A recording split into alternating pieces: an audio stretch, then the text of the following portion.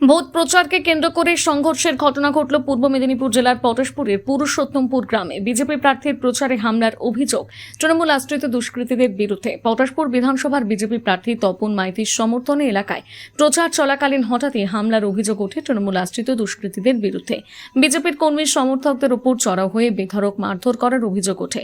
এতে এক বিজেপি কর্মী গুরুতর জখম হন। স্থানীয়দের সহায়তায় তাকে দ্রুত এগরা সুপার স্পেশালিটি হাসপাতালে ভর্তি করা হয়।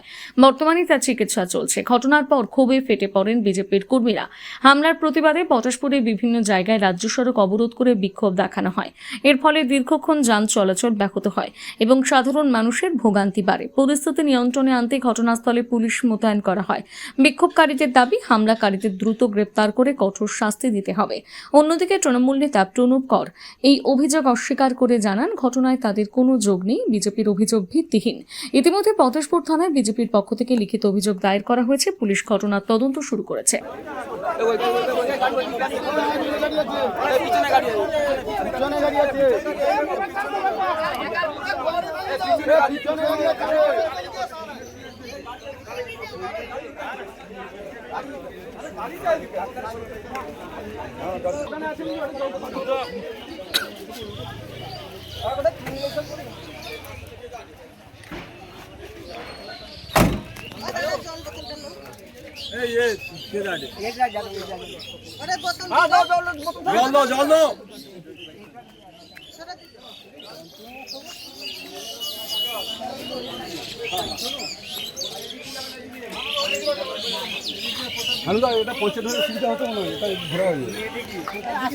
এখানে ঘুরিয়ে নিন। আপনি বলেন নিয়ে যাবেন না প্রতাপ দিকে নিয়ে যাবেন?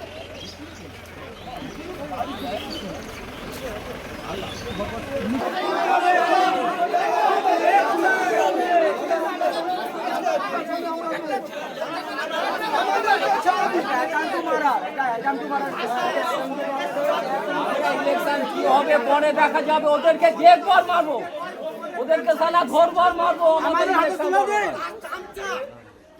আমাদের হাতে তুলে দিন না।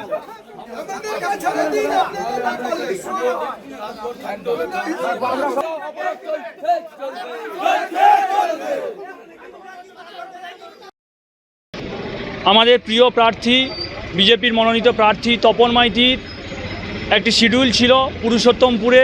উনি জনসংযোগে বেরিয়েছিলেন। হঠাৎ তৃণমূল আশ্রিত দুষ্কৃতীরা মূলত প্রণব করের নেতৃত্বে আমাদের প্রার্থীর শেষ প্রান্তে থাকা কার্যকর্তাদের উপর ঝাঁপিয়ে পড়ে এবং তাদেরকে মারধর করে, যার জন্য আমরা ভারতীয় জনতা পার্টি পটাশপুর 3 মণ্ডলের পক্ষ থেকে বিভিন্ন জায়গায় আমরা পথ অবরোধ করছি। এটা খারবাজারে হয়েছে, প্রতাপদিঘিতেও আমাদের এই একই রকম চলছে, বাকি জুনপুকুরেও চলতে পারে। এবং এই সরকারকে আমরা এখান থেকে হুঁশিয়ারি দিতে চাই এবং পুলিশ প্রশাসনকে যে এইভাবে যদি আমাদের প্রার্থীর উপর কোথাও হামলা হয়, আমরাও কিন্তু ছেড়ে কথা বলবো না কাউকে।